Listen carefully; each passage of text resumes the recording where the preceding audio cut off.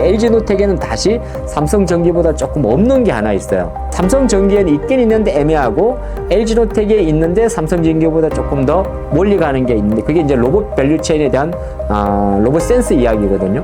예를 들어서 뭐 LG 같은 경우는 미국의 뭐 테슬라라든지 옵티무스가 되겠죠. 또는 보스턴 다이나믹스라든지 이런 쪽으로 또 같이 이제 로봇 센스 부분에 대한 이슈까지 들어가다 보니까 이러한 부분에 대한 멀티플을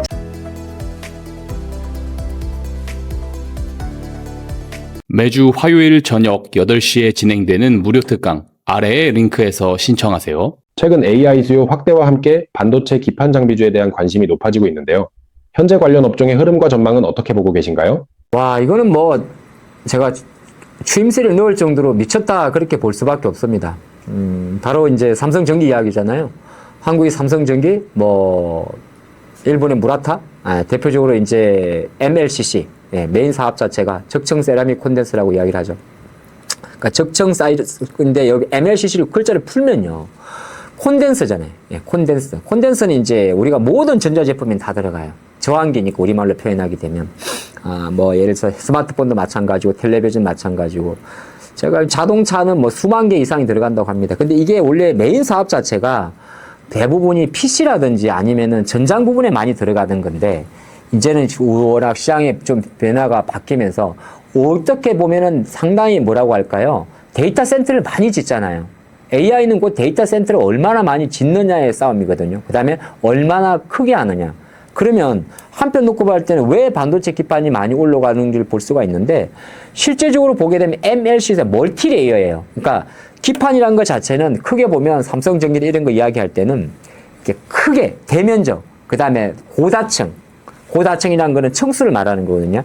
크게 가는 관심이 높아지다 보니까 가격은 가격대로 올라가고 실적 자체는 좋아지다 보니까 이거는 뭐 한국만의 이슈는 아닌 것 같고 어찌 보게 되면은 삼성전기 포함해가지고 일본의 뭐 무라타라든지 기차 뭐 대만 기업들도 계속 관심이 높고 현재 2026년도 기준으로 반도체 소부장 중에서 가장 많이 오른 기업일 겁니다. 그리고 이제 여기에 플러스 알파 조금 비슷하지만은 패키징 쪽에서 말씀하신 패키징 쪽에서 하는 그 장비 회사들은 대부분이 이제 삼성전기의 향후 미래 먹거리 우리가 FCBGA라고 이야기를 합니다. 그러니까 반도체 기판 같은 경우도 PCB 기판이잖아요. 예, 초록색에 그 기판 자체가 조금씩 진화하는 거거든요. 왜 진화할 수밖에 없냐면은 반도체 용량이 높아지니까 뭐 8단이 있고 많이 쌌잖아요. 그 반도체 메모리가. 그럼 만약에 대량의 데이터가 아주 빠른 속도로 빨리 지나가려면 그게 HBM이잖아요. 그래서 구멍 뚫는 거고. 근데 그렇게 많이 올라가게 되면은 당연히 발열 문제가 발생할 수 있고 여러 가지 이슈가 생기기 때문에 밑에 까는 그러니까 칩을 이렇게 파는 우리가 보면 판때기라 보면 되겠죠. 그에 대한 어떤 실적 전망이나 속도가 되게 빨라지기 때문에 이런 관심이 계속 갈 수밖에 없다 보는 거고. 물론 이제 이 기업들이 대부분 현재 실적보다는 상당히 비싸요. 뭐 비싸다는 표현을 조금 수치적으로 말씀드리면 밸류에이션 지금 벌어들일 이익보다 지금 기업의 시가총액은 못해도 30에서 50배 넘는 게 수두룩빽빽합니다. 그러다 보니까 투자자분들이 반도체 기판이나 장비주에 대해서 약간은 기존의 의식가에 대해서 조금 괴리를 느끼시는 분도 있어요. 왜냐하면 반도체 투자하시는 분들의 기본 마인드가 뭐냐 하면 저도 마찬가지인데 일단은 삼성전자 하이닉스를 바라보면서 장비주를 보거든요.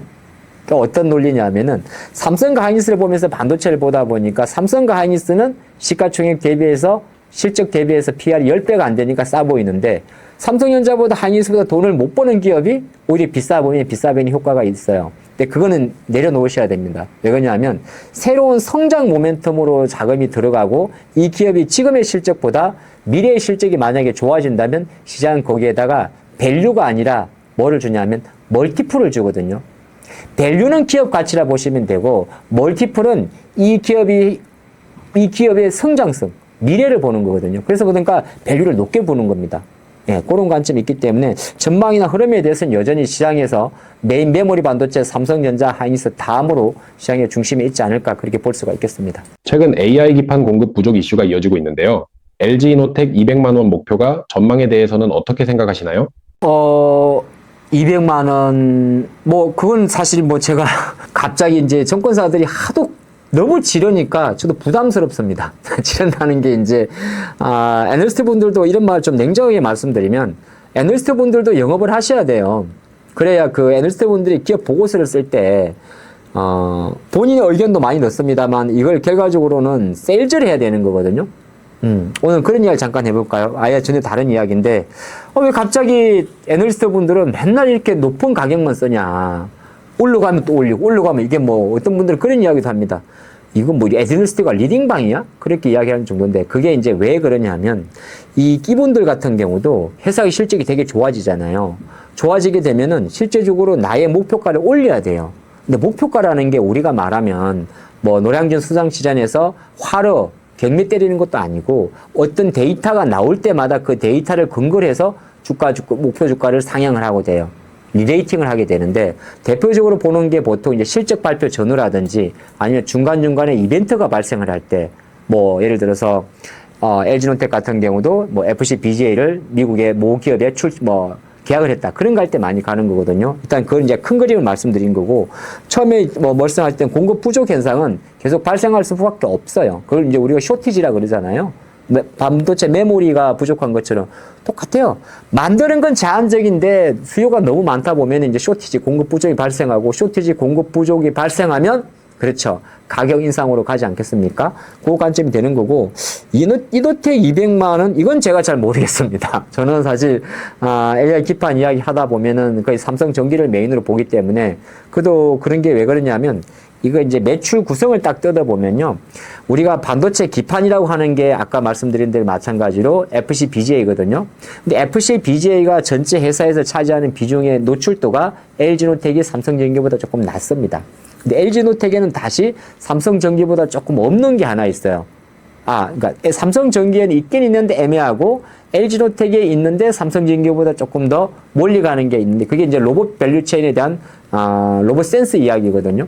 예를 들어서 뭐 LG 같은 경우는 미국의 뭐 테슬라라든지 옵티무스가 되겠죠. 또는 보스턴 다이나믹스라든지 이런 쪽으로 같이 이제 로봇 센스 부분에 대한 이슈까지 들어가다 보니까 이러한 부분에 대한 멀티플을 줄 수 있지 않나 볼 수 있겠고, 주가는 사실 최근에 이제 100만 원 전후까지 올라왔다가 100만 원 이상까지도 갔었죠. 그러다가 이제 시장 흔들리면서 뭐 왔다 갔다 하고 있는데, 일단은 투자론적인 관점에서는 100만 원 전후의 매수는 여전히 저는 가능하다 생각을 하고 있고요.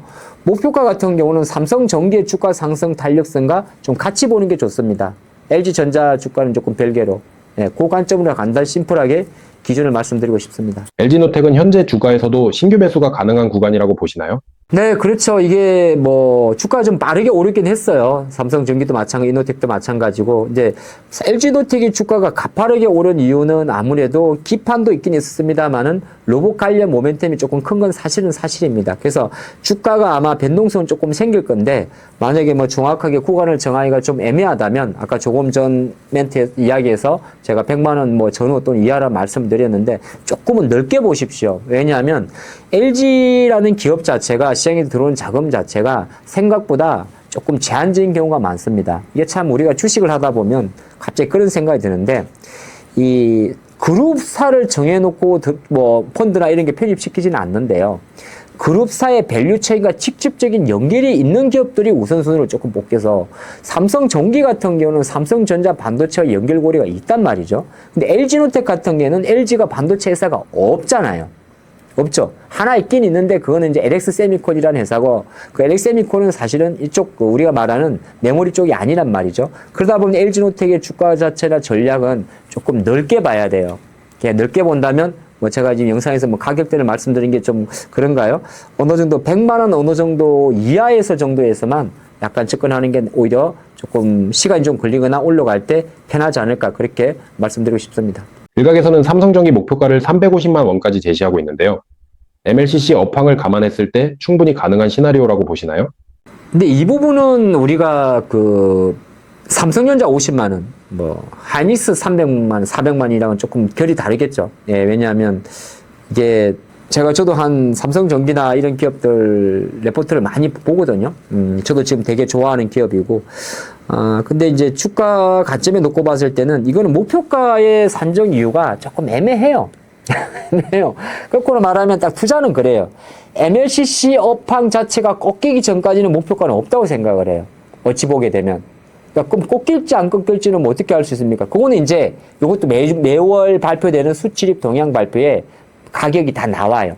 가격의 증가 속도 자체가. 그래서 고개 꺾이기 전까지는 어느 정도 계속 좀 상승을 하지 않을까 볼 수 있겠고, 말이 나와서 그런데 수출입 발표가 우리가 확인하는 거는 3번 정도가 볼 수가 있어요. 매월 10일, 매월 20일, 매월 초 말일이겠죠. 그러면 어찌 보게 되면 생각보다 10일 단위로, 그쵸, 한 달이 30일이니까 10일 단위로 MLCC의 가격 추이를 확인해 볼 수가 있기 때문에 거기서 꺾이지 않는 상황을 일단 첫 번째 MLCC 가격 흐름으로 보시면 좋을 것 같고, 가격이 올랐다는 말은 뭐 갑자기 말하면 수요도 많겠지만 계속 쇼티지란 이야기잖아요.